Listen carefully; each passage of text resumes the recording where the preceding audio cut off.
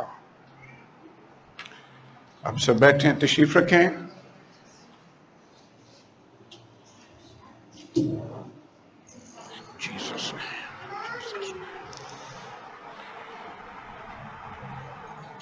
خدا ان کا شکر ہو کہ ہم سب اس کی حضوری میں اس کے کلام کو سننے کے لیے جمع ہیں۔ شروع میں ایک بات ہے جو میں کہنا چاہتا ہوں، وہ یہ ہے کہ جب بھی چرچ میں آئیں کوشش کریں کہ اپنی بائبل اپنے ساتھ لے کر آئیں۔ اگر آپ کے پاس بائبل ہے تو میرے ساتھ کھولیے مکاشفہ کی کتاب، جو نئے عہد نامے کی آخری بک ہے۔ مکاشفہ کی کتاب، اس کا پہلا باب۔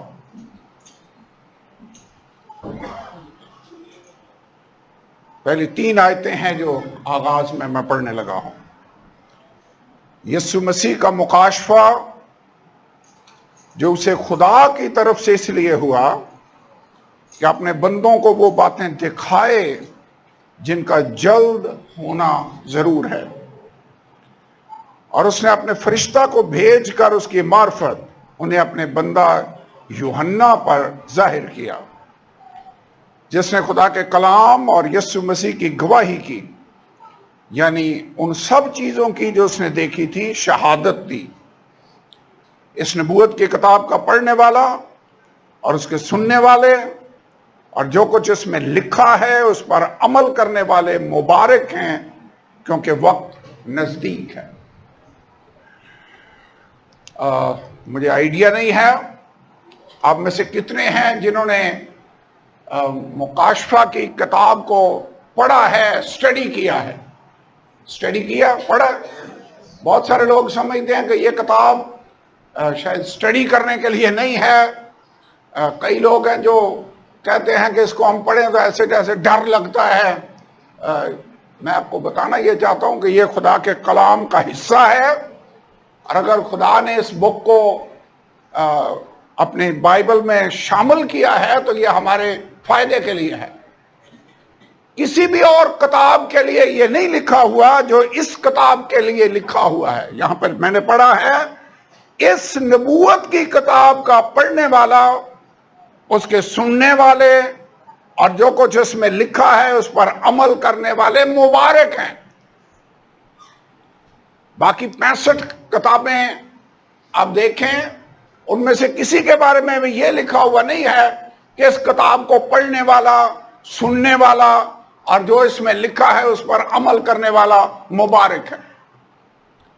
سو مکاشفہ کی کتاب سے ہمیں گھبرانے کی ضرورت نہیں ہے۔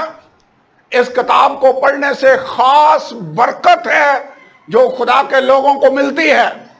مبارک کا مطلب ہے بلیسڈ۔ آپ برکت پانا چاہتے ہیں؟ ہمیں مکاشفہ کی کتاب کو پھر اسٹڈی کرنا ہوگا، ہمیں اس کو پڑھنا ہوگا۔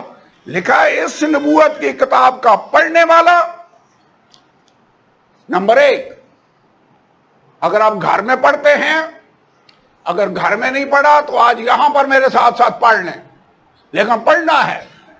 اس بک کا پڑھنے والا اور اس کے سننے والے۔ اس کا مطلب اگر میں یہاں سے پڑھوں گا آیتیں اور آپ سن رہے ہیں تو آپ مبارک ہیں۔ اور پھر تیسرے نمبر پر لکھا ہے جو اس میں لکھا ہے اس پر عمل کرنے والے مبارک ہیں۔ اس نبوت کی کتاب کا پڑھنے والا، اس کا سننے والا اور اس پر عمل کرنے والا مبارک ہے۔ اسی کتاب کے اندر آخر میں، یہ تو سٹارٹ ہے، اینڈ میں 22واں باب، 22واں باب اور 17 آیت۔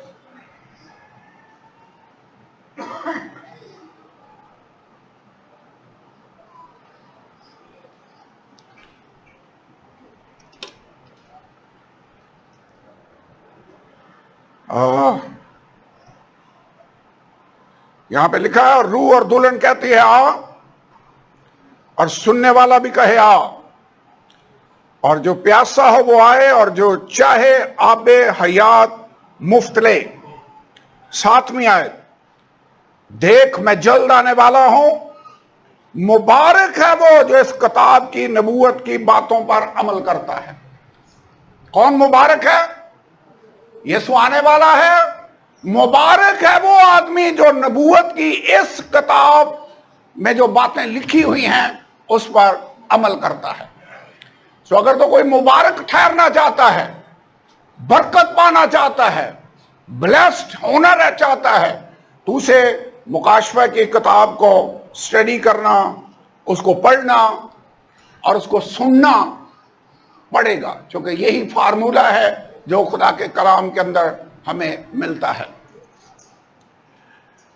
ओके, सबसे पहली बात तो यह है कि इस किताब का लिखने वाला कौन है। आजकल हम जो बाइबल क्लासें पढ़ रहे हैं उसमें किसी भी बुक को स्टडी करने के लिए ये बातें जानना जरूरी है।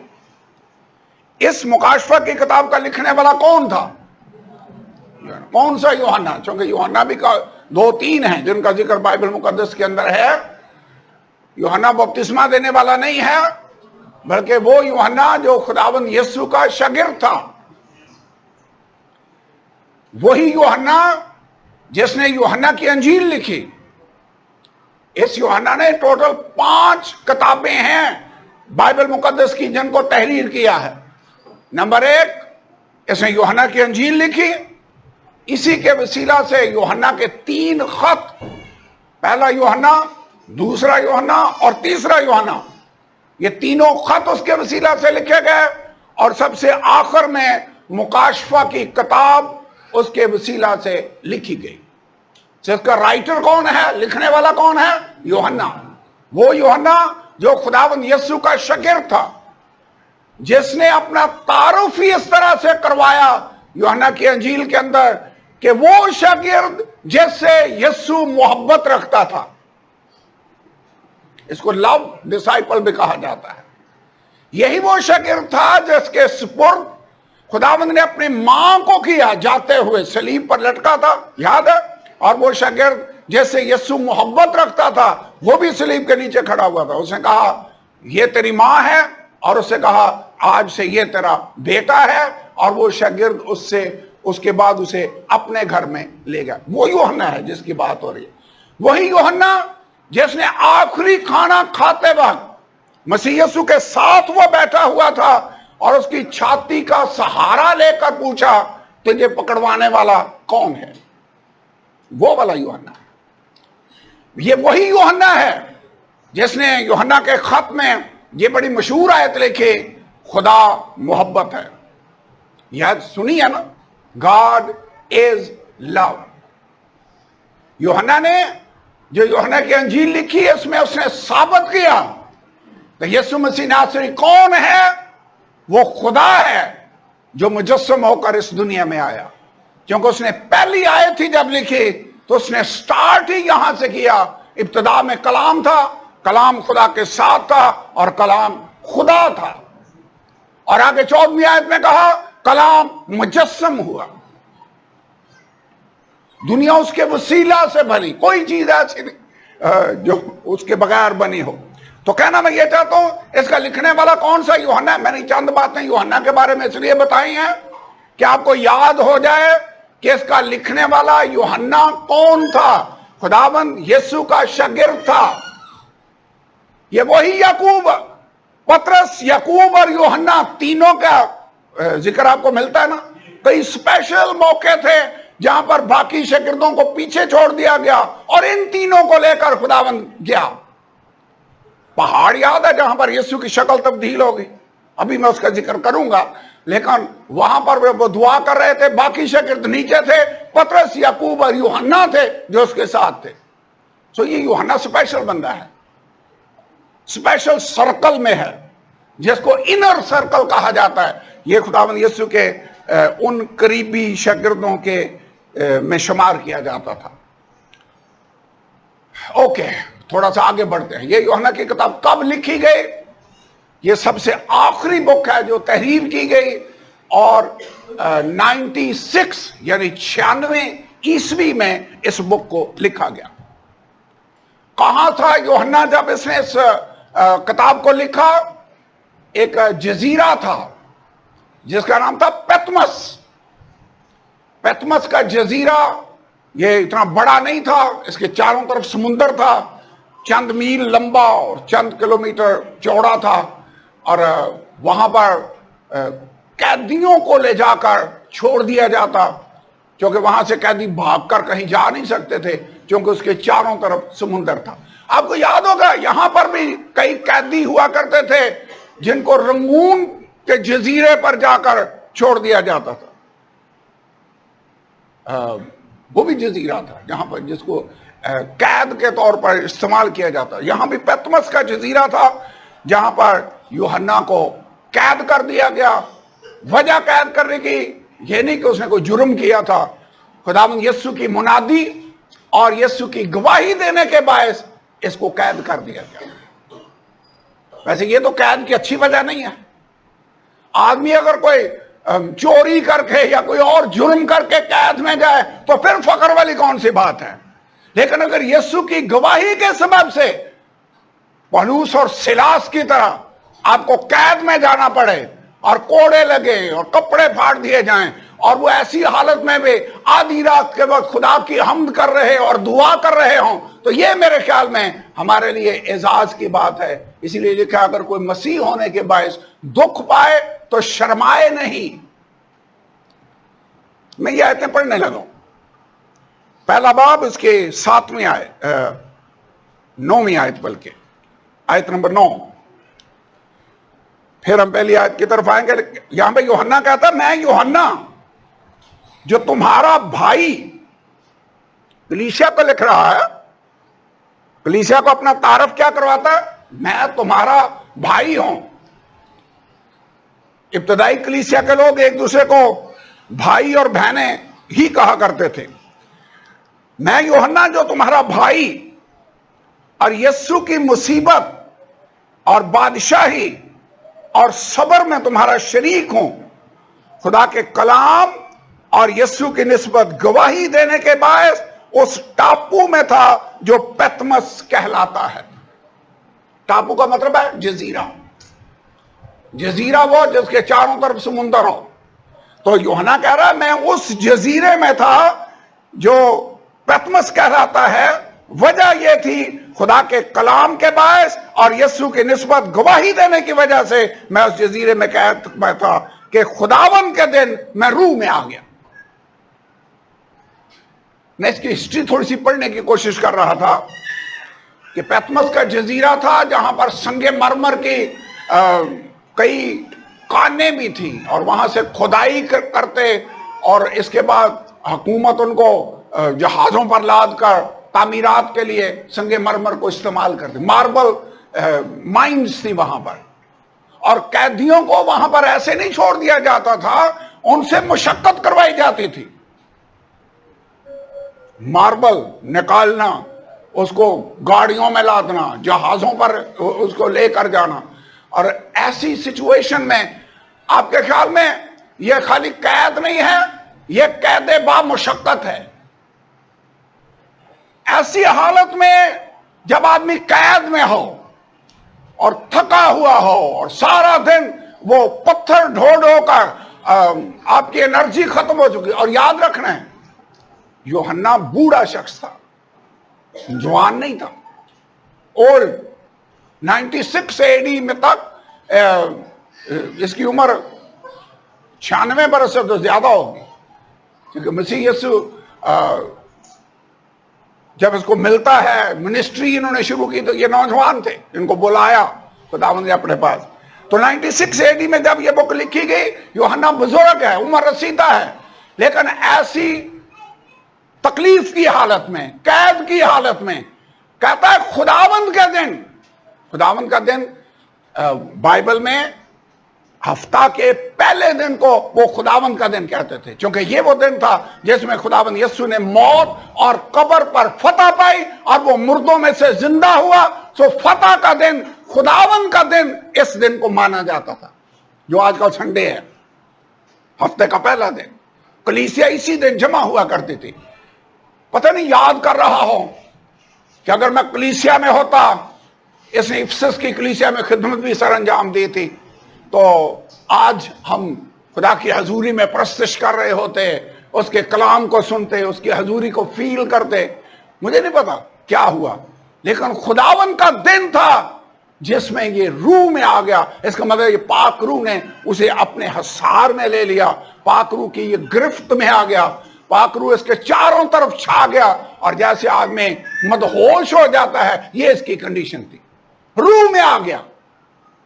ویسے آپ میرے اور آپ کے لیے یہ انکریجمنٹ کی بات نہیں ہے کہ حالات چاہے کتنے بھی ٹف کیوں نہ ہو جائے، مصیبت کتنی بھی کیوں نہ ہو جائے، ہمارا خدا نہ ہمیں چھوڑتا ہے اور نہ ہم سے دستبردار ہوتا ہے. خدا دیکھ رہا تھا کہ یہ میرا بندہ میرے کلام اور میری گواہی کے سبب سے جزیرے پر قید میں ہے، یہ پریشان ہے، یہ مجھے یاد کرے. خداوند کے دن وہ روح میں آ گیا، اور پھر خدا نے اس سے کلام کرنا شروع کر دیا.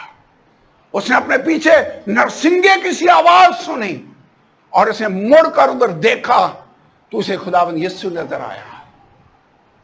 خداوند کا شکر ادا کریں. چاہے آپ مچھلی کے پیٹ میں سمندر کی تہہ میں بھی چلے جائیں، جیسے یونا چلا گیا، وہاں سے اس نے خدا کو پکارا تو خدا نے اس کی دعا کا جواب دیا. چاہے مشکل میں ہوں، پولس اور سیلاس کی طرح قید میں ہوں، یوحنا کی طرح پتمس کے جزیرے میں قید ہوں، خدا وہاں پر بھی ہمیں نہیں چھوڑتا. خدا آپ کے کسی مشکل میں آپ کو نہیں چھوڑے گا. اس نے کہا نہ میں تمہیں چھوڑوں گا نہ تم سے دستبردار ہوں گا، دیکھو میں دنیا کے آخر تک ہمیشہ تمہارے ساتھ ہوں. خدا ان کا شکر، تو ہمیں چھوڑتا نہیں ہے، تو ہمارے ساتھ. یوحنا نے یہ جو بک لکھی، یہ کسی بڑے صوفے پر بیٹھ کر اے سی لگا ہوا ہے اور وہاں پر لکھ رہا تھا. ایسی سچویشن تھی، تکلیف میں ہے، پتمس کے جزیرے میں قید. ویسے پولس نے زیادہ تر خط قید کی حالت میں تھا جب لکھے. ایسی حالت میں کلیسیا کو کہتا میں تمہیں کہتا ہوں خوش رہو، پھر کہتا ہوں خوش رہو. لکھ کہاں سے رہا ہے؟ جیل سے. میں خدا کا شکر ادا کرتا ہوں کہ جو اطمینان خدا نے ہمیں دیا ہے، جو تجربہ اس نے ہمیں دیا ہے، یہ تجربہ کسی حالات پر منحصر نہیں ہے. حالات اچھے ہوں برے ہوں، ہمارا خدا ہمارے ساتھ ہوگا. خواہ موت کے سایہ کی وادی میں سے میرا گزر ہو، میں کسی بلا سے نہیں ڈروں گا کیونکہ تو ہمارے ساتھ ہے. یوحنا پتمس کے جزیرے میں ہے، قید میں ہے، مشقت بھی ہو رہی ہے، عمر رسیدہ بھی ہے، تھک بھی چکا ہے، لیکن ایسے حالات میں خداوند کے دن روح میں آ گیا، اور خداوند یسوع نے اس سے کلام کرنا شروع کیا. اسے وہ ساری باتیں دکھائیں جیسے کوئی ٹی وی پر ایسے کوئی فلم دیکھ رہا، دکھائیں اس کو، اور پھر اسے حکم دیا لکھ لے یہ ساری باتیں. اور اس نے لکھ لی، اور آج ہم یہاں پر اسلام آباد کے اندر بیٹھے ہوئے ان کو پڑھ رہے ہیں اور خدا کی برکت کو حاصل کر رہے ہیں. خدا تیرا شکر ہے کہ تو ہر طرح کے حالات میں اپنے بندوں کے ساتھ ہوتا ہے اور انہیں کلام دیتا ہے. یہ پہلی آیت کی طرف میں آنا چاہتا ہوں. یسوع مسیح کا مکاشفہ. یہ بک جو ہے، یہ کتاب صرف پیشن گوئیاں ہی نہیں ہے، یہ مکاشفہ ایک ہستی کا مکاشفہ ہے، اور وہ ہستی خداوند یسوع مسیح ہے. کیونکہ جو مسیح یسوع کا مکاشفہ پا لیتا ہے کہ وہ کون ہے، اسے آنے والی باتیں اور اس وقت کی باتیں اور جو ہو چکی ہیں خدا ساری باتیں بتا سکتا ہے. یہ مکاشفہ دراصل خداوند یسوع مسیح کا مکاشفہ ہے، جو اسے خدا کی طرف سے اس لیے ہوا کہ اپنے بندوں کو یہ باتیں دکھائے جن کا جلد ہونا ضرور ہے. خدا آنے والی باتیں اپنے بندوں پر ظاہر کرتا ہے. اس مکاشفہ کی کتاب لکھوانے کا مقصد تھا تاکہ نہ صرف اس دور کی کلیسیا بلکہ آج کی دور کی کلیسیا بھی آگاہ ہو جائے کہ آنے والے وقت میں کیا کچھ ہونے والا ہے. خدا دکھا دیتا ہے، بتاتا ہے مستقبل کی باتیں. یہاں پر بھی یہ اسی لیے اس کو لکھا. اسی دوسری آیت میں لکھا ہے اور اس نے اپنے فرشتہ کو بھیج کر اس کی معرفت نے اپنے بندہ یوحنا پر ظاہر کیا، جس نے خدا کے کلام اور یسوع مسیح کی گواہی یعنی ان سب باتوں کو جو اس نے دیکھی شہادت دی۔ اس نبوت کی کتاب کا پڑھنے والا، اس کے سننے والے اور جو کچھ اس میں لکھا ہے اس پر عمل کرنے والے مبارک ہیں، کیونکہ وقت نزدیک ہے۔ اوکے، چوتھی آیت لکھا یوحنا کی جانب سے ان 7 کلیسیاؤں کے نام جو آسیا میں ہیں۔ آسیا پورا صوبہ تھا جو آج کل ماڈرن اس ڈے میں ترکی کا ملک بنے گا۔ ترکی میں یہ 7 کلیسیاں موجود تھی۔ کون سی کلیسیاں؟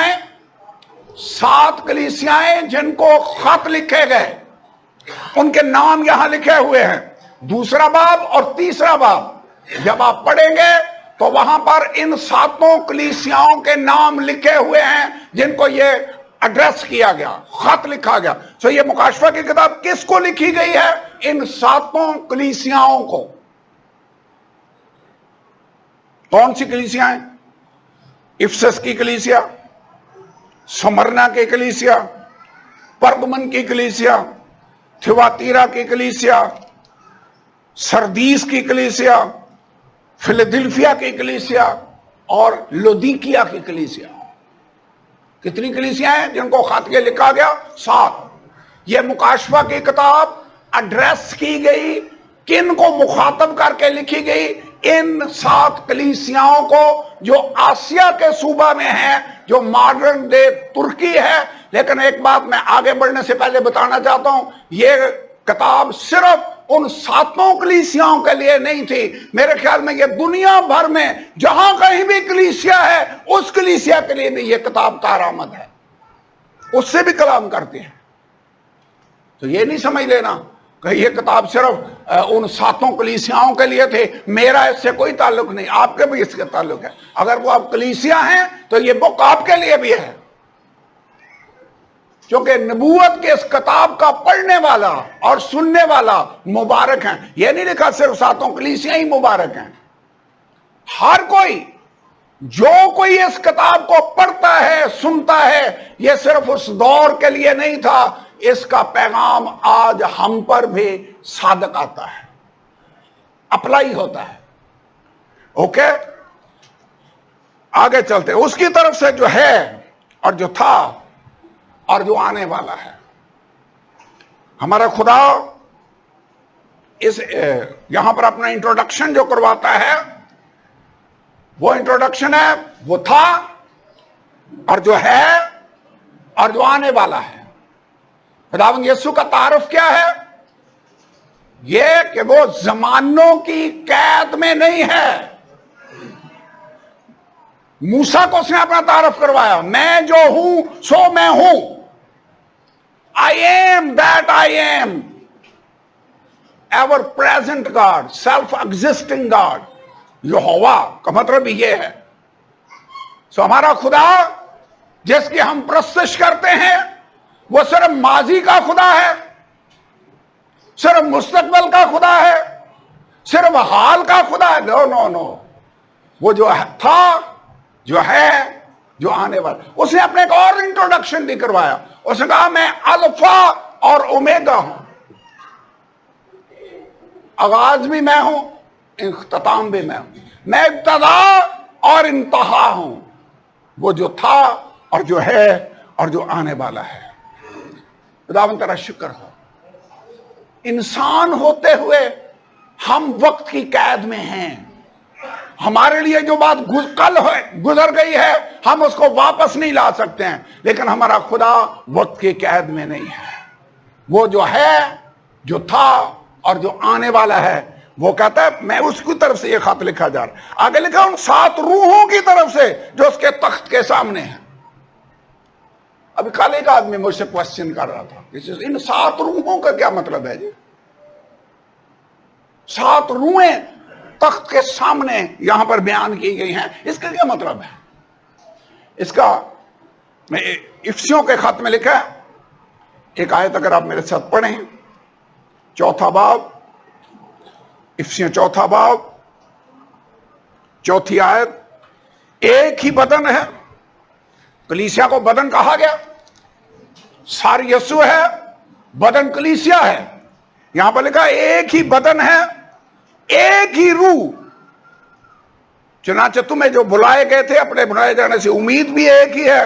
ایک ہی خداوند ہے، ایک ہی بدن، ایک ہی بپتسمہ، سب کا خدا باپ ایک ہی ہے جو سب کے اوپر، سب کے درمیان اور سب کے اندر ہے. خدا کتنے؟ ایک. بدن کتنے؟ ایک. روح کتنے ہیں؟ ایک. وہی تو خدا ہے جس کے بارے میں لکھا ہے خدا روح ہے. God is spirit. تو پھر ان 7 روحوں کا کیا مطلب ہے؟ اس کے لیے یسایہ کی کتاب، اس کا مطلب یہ ایک محاورہ تھا جو استعمال ہوتا. روح ایک ہے اور اس روح کی 7 خوبیاں ہیں، کریکٹرسٹکس ہیں، اس کے 7 پہلو ہیں، اس کے ساتھ جن طریقوں سے خدا کام کرتا ہے. 7 aspects of the spirit of God. خدا کا روح ایک ہے. یہاں پر اگر آپ پڑھیں، یہاں سے یہ جملہ لیا گیا ہے یا جس کو ذہن میں رکھ کر یہ لکھا گیا، لکھا یسی کے تنے سے کونپل نکلے گی، اس کی جڑوں سے ایک 12 شاخ پیدا ہوگی. کس کا ذکر ہے؟ خداوند یسوع کا. داؤد کے باپ کا نام یسی تھا، یاد ہے نا؟ یسی کے تنے سے کونپل نکلے گی، اس کی جڑوں سے ایک 12 شاخ پیدا ہوگی اور خداوند کی روح اس پر ٹھہرے گی. اب گنے خداوند کی روح. آگے لکھا حکمت اور خرد کی روح 3، مصلحت اور قدرت کی روح 5، معرفت اور خداوند کے خوف کی روح 7. حکمت کی روح، اس کا کیا مطلب ہے؟ یہ کوئی خدا کے روح سے فرق روح ہے؟ وہ خدا کا روح جو حکمت دینے والا ہے، حکمت کا روح ہے. خرد کا روح، انڈرسٹینڈنگ کا روح ہے. خدا کے خوف کا روح. اس روح کے نتیجہ میں خدا کا خوف آپ کے اندر پیدا ہوتا ہے. Fear of God. کہنا میں صرف یہ چاہ رہا ہوں کہ یہاں پر جو 7 روحوں کا ذکر ہے، یہ ایک ہی روح کے 7 مختلف پہلو ہیں، 7 آسپیکٹس ہیں جن کا ذکر ہے. روح ایک ہے لیکن یہ 7 مختلف طریقوں سے اپنے آپ کو ظاہر کرتا. مثلا روح کی نعمتوں کا ذکر بھائی یاسر پڑھا ہم نے. روح ایک ہے، اسی روح کے وسیلہ سے کسی کو حکمت کا کلام، کسی کو علمیت کا کلام، کسی کو ایمان، کسی کو شفا دینے کی توفیق، طرح طرح کی زبانیں، زبانوں کا ترجمہ، نبوت. پہلا کرنتھیوں 12واں باب، وہاں پر روح کی 9 نعمتوں کا ذکر ہے. روح ایک ہی ہے. پڑھا ایسے لکھا، روح ایک ہے جو سب میں ہر طرح کا اثر پیدا کرتا ہے. اوکے آگے چلتے ہیں. میرے خیال میں اتنا کافی ہے، اس کی میں مزید ڈیٹیل میں نہیں جاؤں گا. مکاشفہ کی کتاب، ورنہ یہ پورا چیپٹر کور کرنا مشکل ہو جائے گا. ان 7 روحوں کی طرف سے جو اس کے تخت کے سامنے ہیں، یسوع مسیح کی طرف سے جو سچا اور مردوں میں سے جی اٹھنے والوں میں پلوٹا. یسوع جی اٹھنے والوں میں پلوٹا ہے. یہ تو ہم نے ابھی تازہ اس پر سٹڈی کی تھی. فرسٹ بورن، پہلے پھلوں کی عید یاد ہے پرانے عہد نامے میں. پہلے پھل جب کاٹتے، پورے باندھتے، اسے خدا کے حضور میں لے کر جاتے. فصل کی کٹائی کا آغاز. یسوع مسیح ناصری جو مر چکے ہیں ان میں زندہ ہوا اور مردوں میں سے جی اٹھنے والوں میں پلوٹا ہے. اس کا مطلب اور لوگ بھی ہیں جو زندہ ہونے والے ہیں. میں اور آپ بھی اس لسٹ میں شامل ہیں جنہوں نے مردوں میں سے زندہ ہونا ہے، کیونکہ اس کے آنے پر جتنے مسیح میں ہوئے وہ جی اٹھیں گے، زندہ ہونے والے ہیں لوگ. کوشچن بھئی اس سے پہلے بھی تو کئی لوگ مردوں میں سے زندہ ہوئے، پھر یسوع مردوں میں سے جی اٹھنے والوں میں پلوٹا کیسے ہو گیا؟ کچھ یاد ہے؟ میں نے بتایا تھا اس کا مطلب کیا ہے. جی وہ پلوٹا کیسے ہے؟ لازر مردوں میں سے زندہ نہیں ہوا تھا. ایک آدمی مردہ جو علیشا نبی کی ہڈیوں سے ٹچ ہو گیا وہ نہیں زندہ ہو گیا تھا. پھر یسوع مسیح ناصری مردوں میں سے جی اٹھنے والوں میں پہلا پھل کیسے ہے؟ ہاؤ؟ پہلا فرق تو یہ ہے، ان سب کو کسی اور نے زندہ کیا، اپنے آپ کو کسی نے بھی زندہ نہیں کیا۔ یسوع مسیح ناصری تھا جس نے کہا اس مقدس کو ڈھا دو تو 3 دن میں اسے اٹھا کھڑا کروں گا۔ He himself did that۔ Number 2، وہ جو زندہ ہوئے اس کے بعد وہ دوبارہ مر گئے۔ یسوع ناصری جو زندہ ہوا ہے تو وہ ابدالآباد جیتا ہے، وہ پھر مرنے کا نہیں ہے۔ اور ہم بھی جب زندہ ہوں گے تو موت کا ہم پر اختیار نہیں ہوگا۔ اس لحاظ سے یسوع مردوں میں سے جی اٹھنے والوں میں اس طرح سے پلوٹا ہے، اس طرح سے اس سے پہلے کبھی کوئی مردوں میں سے زندہ نہیں ہوا تھا۔ مردوں میں سے جی اٹھنے والوں میں پلوٹا، دنیا کے بادشاہوں پر حاکم ہے۔ یسوع دنیا کے بادشاہوں پر حاکم ہے۔ ہم ایسے تھوڑا گیت گاتے ہیں، بادشاہوں کا بادشاہ ہے، راجاؤں کا راجا ہے۔ یسوع بادشاہوں کا بادشاہ ہے، خداوندوں کا خداوند ہے۔ اور مکاشفہ 19ویں باب میں ہمیں ملتا ہے کہ وہ آ رہا ہے اور اس کی پوشاک اور ران پر یہ نام لکھا ہوا ہے، بادشاہوں کا بادشاہ اور خداوندوں کا خداوند۔ سب سے بڑا بادشاہ وہ ہے، دنیا کے حاکموں پر وہ بادشاہ ہے۔ آگے لکھا ہے تمہیں فضل اور اطمینان حاصل ہوتا رہے جو ہم سے محبت رکھتا ہے۔ یوحنا محبت کا رسول ہے۔ ابھی چند آیتیں 5ویں آیت تک ہی پہنچا ہے، پھر خدا کی محبت کا اس نے بیان کرنا شروع کر دیا ہے، جو ہم سے محبت رکھتا ہے۔ رومیوں کے خط میں پولس کہتا ہے شاید کسی راست باز کے لیے کوئی جان دے دینے تک کی جرت کرے، لیکن خدا اپنی محبت کی خوبی ہم پر یوں ظاہر کرتا ہے کہ جب ہم گناہگار ہی تھے تو مسیح ہماری خاطر مر گیا۔ خدا نے ہم سے محبت کی ہے۔ خدا نے دنیا سے ایسی محبت رکھی کہ اس نے اپنا اکلوتا بیٹا بخش دیا تاکہ جو کوئی اس پر ایمان لائے ہلاک نہ ہو بلکہ ہمیشہ کی زندگی پر۔ نو ڈاؤٹ یوحنا کہہ رہا ہے جو ہم سے محبت رکھتا ہے، جس نے اپنے خون کے وسیلہ سے ہم کو گناہوں سے خلاصی بخشی ہے۔ کتنے ہیں جن کو یسوع کے خون کی وجہ سے گناہوں سے رہائی مل گئی ہے؟ ملی ہے۔ ہمیں اس کا شکر ادا کرنا چاہیے۔ جب وہ یسوع کا بیان کر رہا ہے تو کہہ رہا ہے وہ حاکموں پر بادشاہ ہے، وہ خداوندوں کا خدا اور بادشاہوں کا بادشاہ ہے، جو ہم سے محبت رکھتا ہے۔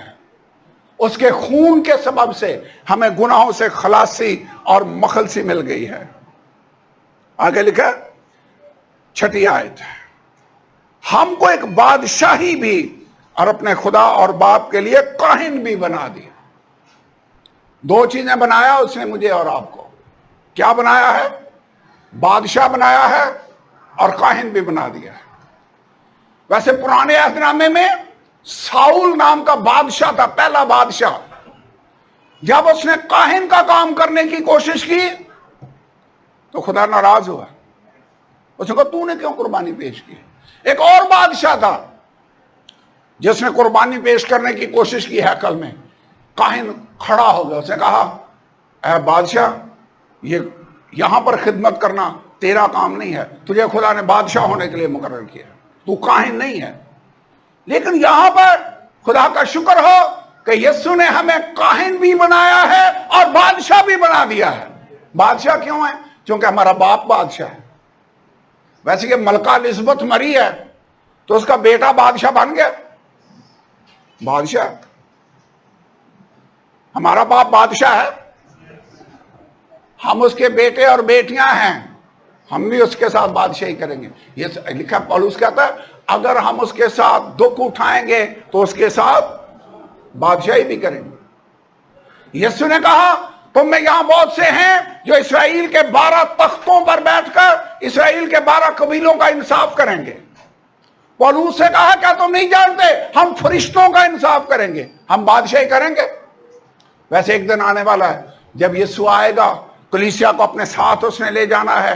اس کے بعد 1000 سالہ بادشاہی کا دور شروع ہوگا اور کلیسیا یسوع کے ساتھ بادشاہی کرے گی. کیپٹل یروشلم کا شہر ہوگا اور 1000 سال تک خداوند یسوع اس دنیا پر بادشاہی کرنے والا ہے. ملینیل رین آف کرائسٹ اس کو کہا جاتا ہے. لیکن 1000 سالوں کے بعد بادشاہی ختم نہیں ہو جانی، وہ ابد تک بادشاہی کرتا ہے. وہ داؤد کے تخت پر اب سے لے کر کب تک بادشاہی کرے گا؟ ابد تک. اور اس کی بادشاہی کا آخر نہ ہو. لیکن اس نے ہمیں بادشاہ بنا دیا. ویسے بادشاہ کا مطلب ہے اتھارٹی، اختیار. کاہن کا مطلب ہے خدا اور انسانوں کے بیچ میں درمیانی کا رول ادا کرنا. خدا کے آگے لوگوں کی نمائندگی کرنا اور لوگوں کے آگے خدا کی نمائندگی کرنا، یہ کاہن کا کام ہوتا تھا. کاہن لوگوں کے لیے، لوگوں کی طرف سے خدا کے سامنے قربانیاں پیش کرتا اور خدا کی آواز لوگوں تک پہنچاتا. آپ میں سے کتنے ہیں جو اپنے آپ کو کاہن سمجھتے ہیں؟ آپ کاہن ہیں، آپ اپنے خاندان کے کاہن ہیں. آپ کلیسیا کے لوگ ہوتے ہوئے کہانت کا کام بھی کرتے ہیں. جیسے ایوب اپنے بچوں کے لیے قربانیاں پیش کرتا اور دعا کرتا، جیسے یعقوب نے اپنے بچوں کو بلایا اور ان کو برکت دی. کاہن ہوتے ہوئے وہ یہ خدمت سر انجام دے رہا تھا. اس بات کو پہچاننا ہے. اس نے ہمیں 2 عہدے دیے ہیں. اس نے ہمیں اب بادشاہی بھی دی ہے اور خدا اور باپ کے لیے کاہن بھی بنا دیا ہے. اس کا جلال اور سلطنت ابد آباد رہے. دیکھ وہ بادلوں کے ساتھ آنے والا ہے. ہر ایک آنکھ اسے دیکھے گی. جنہوں نے اسے چھیدا تھا وہ بھی دیکھیں گے. 7ویں آیت میں نے پڑھی ہے. یسوع آنے والا ہے. اس کی آمد سیکرٹ ہوگی یا دنیا کو نظر آئے گا کہ وہ آ گیا؟ کیا لکھا ہے یہاں پر؟ ہر ایک آنکھ اسے دیکھے گی. جو یہ تعلیم دیتے نا کہ یسوع آ گیا، ہمیں تو پتہ ہی نہیں چلا، غلط. بائبل میں لکھا ہے جیسے بجلی پورب سے کونتی ہے تو پچھم تک نظر آتی ہے، متی کے انجیل میں پڑھا. اسی طرح ابن آدم کا آنا ہوگا. یسوع کی آمد سیکرٹ نہیں ہوگی. وہ آسمان سے بڑی آواز، مقرب فرشتہ کی آواز، خدا کے نرسنگے کے ساتھ اتر آئے گا. یہ سیکرٹ نہیں ہوگا. خوش ہیں کہ یسوع آنے والا ہے اور دنیا دیکھے گی. ہر ایک آنکھ اسے دیکھے گی. اور وہ اسرائیلی قوم جنہوں نے اسے ریجیکٹ کر دیا تھا وہ بھی دیکھیں گے. کیا میں نے پڑھا؟ جنہوں نے اسے چھیدا تھا وہ بھی دیکھیں گے. انہیں احساس ہوگا ہم سے غلطی ہو گئی. ہم نے تو اس نجات دہندے کو نہ صرف ریجیکٹ کر دیا، اس کی جگہ برابا کو چن لیا، بلکہ اسے مصلوب بھی کر دیا. اور وہ روئیں گے اور ماتم کریں گے. یہاں پہ کیا لکھا ہے؟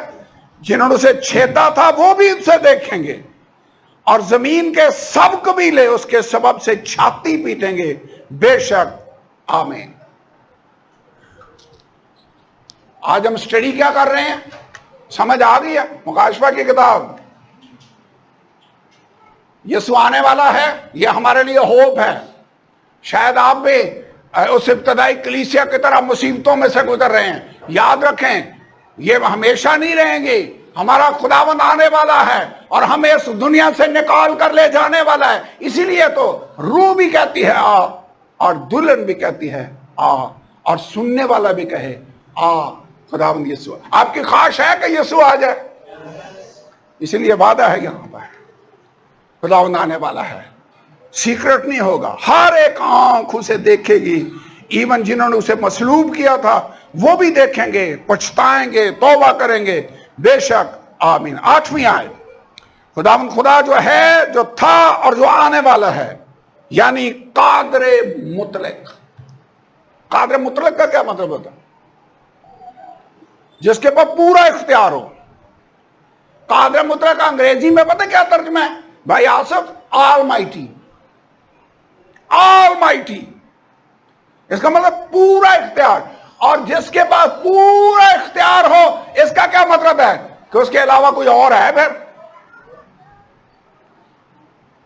یسوع مسیح نہ صرف خدا ہے جو مجسم ہو کر اس دنیا میں آیا، انسانی صورت میں ہم اس کو بیٹا کہتے ہیں، لیکن وہ ہے قادر مطلق، جو تھا، جو ہے اور جو آنے والا ہے، وہ وقت کی قید میں نہیں ہے۔ اسی لیے تو وہ کہتا ہے بیشتر اس سے کہ ابراہیم ہو میں ہوں۔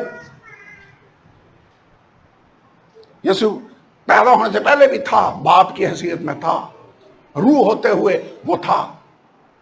تو قادر مطلق، ایک آدمی مجھے پوچھا تھا یسوع کو کہیں قادر مطلق ہونے کو اس نے دعویٰ نہیں کیا، یہاں کی ہے۔ وہ کہتے وہ تو بیٹا ہے، وہ تو دوسرے نمبر پر ہے، قادر مطلق تو باپ ہے۔ یسوع باپ ہی تھا جو مجسم ہو کر اس دنیا میں آیا، کیونکہ قادر مطلق دو نہیں ہو سکتے، قادر مطلق ایک ہی ہوگا۔ اور اگر یسوع وہ قادر مطلق ہونے کا دعویٰ کر رہا ہے تو اس کا مطلب ہے وہ خدا ہے۔ اسی لیے تو ایک شاگرد نے کہا، جب یسوع نے کہا نا میرے باپ کے گھر میں بہت سے مکان ہیں، اگر نہ ہوتے تو میں تم سے کہہ دیتا، اس نے کہا خداوند باپ کو ہمیں دکھا، یہی ہمیں کافی ہے۔ اور یسوع نے کیا کہا؟ اس نے کہا فلپس، میں اتنی مدت سے تمہارے ساتھ ہوں، کیا تم مجھے نہیں جانتا؟ کیوں تو کہتا ہے باپ کو ہمیں دکھا؟ کیا تو یقین نہیں کرتا کہ باپ مجھ میں رہ کر یہ سارے کام کرتا ہے؟ میں اور باپ ایک ہے، جس نے مجھے دیکھا اس نے باپ کو دیکھا۔ تو یسوع باپ ہے، یسوع خدا ہے، اسی لیے وہ کہہ سکتا ہے خداوند کو خدا جو ہے اور جو تھا اور جو آنے والا۔ ویسے آنے والا کون ہے؟ یسوع آنے والا ہے، یہ یسوع کی بات ہو رہی ہے۔ یسوع ہے جس نے آنا ہے، وہ ہے جو قادر مطلق ہے، فرماتا ہے میں الفا اور اومیگا ہوں۔ 9ویں آیت ہے، میں یوحنا جو تمہارا بھائی یسوع کی مصیبت اور بادشاہی اور صبر میں تمہارا شریک ہوں، خدا کے کلام اور یسوع کی نسبت گواہی دینے کے باعث اس ٹاپو میں تھا جو پیتمس کہلاتا ہے۔ یوحنا کلیسیاؤں کو لکھ رہا ہے جو مصیبت میں ہیں، جو دکھ اٹھا رہی ہیں۔ رومی شہنشاہ ڈومیشن تھا جو اس وقت کلیسیا کو بہت زیادہ تنگ کر رہا تھا، لوگوں کو جلایا جا رہا تھا، درندوں کے آگے پھینکا جا رہا تھا۔ اور یوحنا کہہ رہا ہے میں یوحنا تمہارا بھائی یسوع کی مصیبت، بادشاہی اور صبر میں تمہارا شریک ہوں، میں تم سے الگ نہیں ہوں۔ تم دکھ اٹھا رہے ہو، میں بھی دکھ اٹھا رہا ہوں۔ کہتا میں اس ٹاپو میں تھا جو پیتمس میں تھا۔ 10ویں آیت کہ خداوند کے دن روح میں آ گیا اور اپنے پیچھے نرسنگے کی سی ایک بڑی آواز سنی۔ میں سوچ رہا تھا پیچھے نرسنگے کی آواز سنی، اس کا کیا مطلب ہے؟ لگتا ہے یوحنا ادھر دیکھ رہا ہے، آواز اسے پیچھے سے آئی ہے، اور پھر اسے مڑ کر پیچھے دیکھا۔ جدھر سے آواز آئے ویسے آدمی مڑ کر ادھر دیکھتا ہے۔ پڑھیے کیا لکھا، خداوند کا دن میں روح میں آ گیا۔ 10ویں آیت اور اپنے پیچھے نرسنگے کی سے ایک بڑی آواز سنی۔ آواز کیا آئی کہ جو کچھ تو دیکھتا ہے اس کو کتاب میں لکھ کر 7 کلیسیاؤں کے پاس بھیج دے، یعنی افسس، سمرنا، پرگمن، تھیواتیرا، سردیس، فیلادلفیا اور لودیکیا میں۔ میں نے اس آواز دینے والے کو دیکھنے کے لیے منہ پھیرا جس نے مجھ سے کہا تھا۔ پیچھے سے آواز آئی جو تو دیکھ رہا ہے اس کو لکھ لے اور ان 7 کلیسیاؤں کو پہنچا دے۔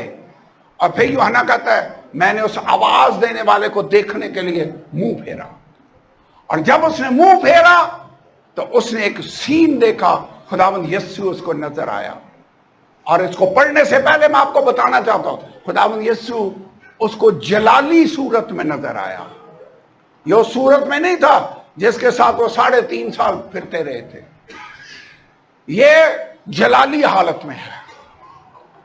یہ وہ والا نہیں ہے جس کی چھاتی کا سہارا لے کر بھی یہ باتیں کر لیا کرتا تھا، نو نو نو۔ آج جب اس کو نظر آیا تو جاہو جلال میں نظر آیا۔ ویسے جلال کی تھوڑی سی جھلک اس پہاڑ پر بھی انہوں نے دیکھی تھی، یاد ہے ابھی میں نے جس کا ذکر کر رہا تھا۔ پطرس، یعقوب اور یوحنا نے جب جلال دیکھا تو کہنے لگے خداوند ایلیا اور موسیٰ بھی یہاں پر ہے، بہتر ہم 3 ڈیرے یہاں پر بنا لیں، ایک تیرے لیے، ایک موسیٰ کے لیے، ایک ایلیا کے لیے۔ ہاں، اب اس جلال میں نظر آیا تو پھر یوحنا مردہ سا ہو کر گر پڑا، اور یسوع نے اپنا ہاتھ اس پر رکھا اور اسے کہا خوف نہ کر۔ اب میں اس کو پڑھتا ہوں، اور کاہن کے روپ میں اس کو نظر آیا، چونکہ وہ ہماری شفاعت کے لیے اب تک زندہ ہے، عبرانیوں کے خط میں لکھا ہوا ہے۔ 12ویں آیت، میں نے اس آواز دینے والے کو دیکھنے کے لیے منہ پھیرا جس نے مجھ سے کہا تھا، اور پھر کر سونے کے 7 چراغدان دیکھے۔ سب سے پہلی نظر اس کی کس چیز پر پڑی؟ چراغدان۔ اس وقت بجلی نہیں ہوتی تھی، لائٹ کے لیے لیمپ سٹینڈ استعمال ہوتے تھے، چراغدان، اور اس نے 7 چراغدان دیکھے۔ یہ نہیں کہ ایک ہی چراغدان تھا جس کی 7 نلیاں سی ہوں، نہیں، ویسے نہیں، یہ 7 سیپریٹ چراغدان اس نے دیکھے۔ کہتا میں نے 7 چراغدان دیکھے، اور ان چراغدانوں کے بیچ میں آدم ذات تھا، ایک شخص دیکھا۔ اب یاد رکھنا ہے، اس سے پہلے کہ میں آگے جاؤں، مکاشفہ کی کتاب تشبیہوں میں ہے، جیسے کوئی پکچرز آپ کو دکھائی جاتی ہیں اور ان کا مطلب ہے۔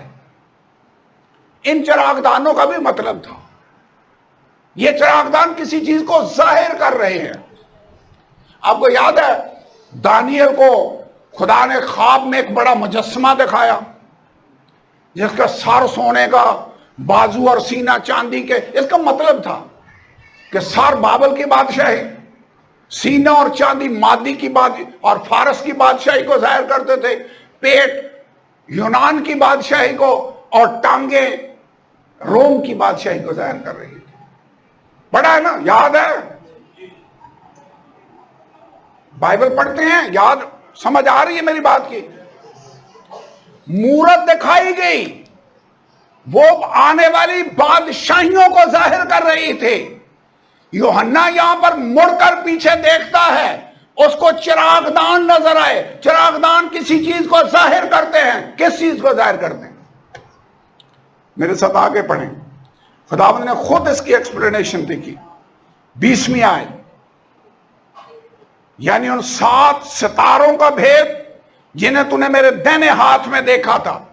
یسوع پھر کہاں رہا تھا؟ چراغدانوں کے بیچ میں، اور 7 ستارے اس کے دائنے ہاتھ پر تھے، اور ان سونے کے 7 چراغدانوں کا، اور لکھا ہے وہ 7 ستارے تو 7 کلیسیاؤں کے فرشتے ہیں، اور وہ 7 چراغدان کلیسیائیں ہیں۔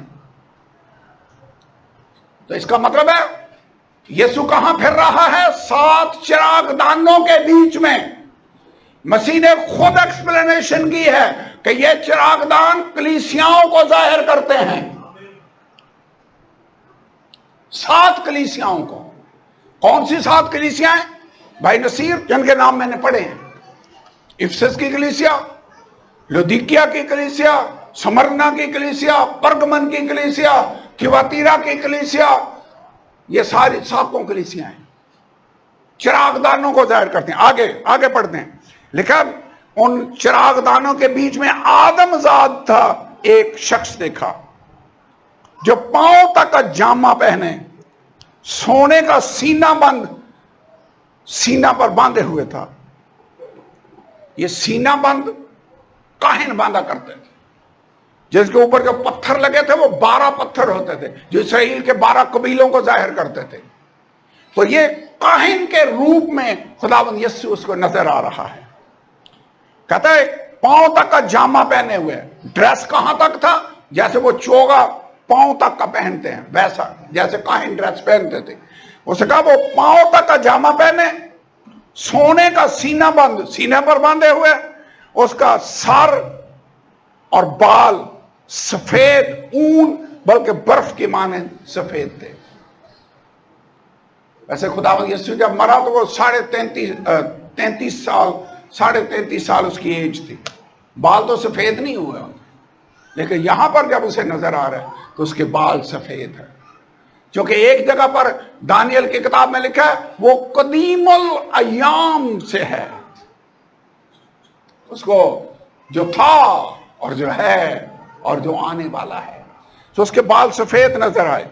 आगे लिखा उसकी आंखें आग के शोला की मानंद हैं, उसके पांव खालस पीतल के से हैं जो भट्टी में तपाया गया, और उसकी आवाज जोर के पानी की सी थी, और उसके दाहिने हाथ में 7 सितारे थे, और उसके मुंह से एक 2-धारी तेज तलवार निकलती थी।